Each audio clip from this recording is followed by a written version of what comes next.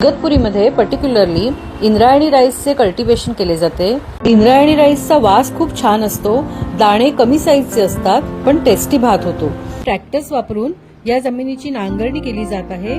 ती जमीन सरळ झाली की मग त्या बायका येऊन इथे रोपं लावतील। इतकी छान हवा सुटली आहे इकडे। आपण जर भारत देशामध्ये बघितले तर पश्चिम बंगाल येथे भात जास्त प्रमाणावर लावला जातो। भातासाठी चिकण माती लागते, कारण ही माती जास्त काळ पाणी धरून ठेवते। भात हे अर्ध जलचर पीक आहे। भात होण्यासाठी अंदाजे 100 ते 200 दिवस लागतात, म्हणजे साधारण 3 ते 5 महिने। म्हणजे ते तांदूळ कुठच्या जातीचा आहे त्यावरून दिवस ठरतात।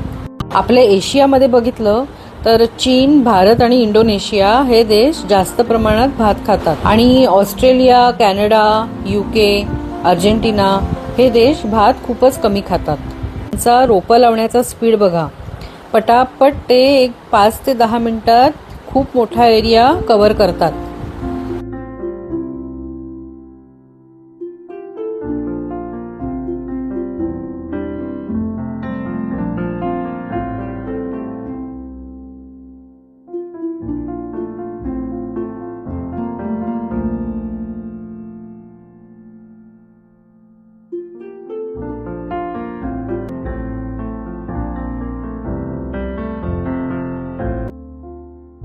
भुरभुरणारा पाऊस, मातीमध्ये दिसणारा पाऊस, त्या पिकांवर पडणारा पाऊस, हे सर्व शूट करताना मला खूप छान वाटले।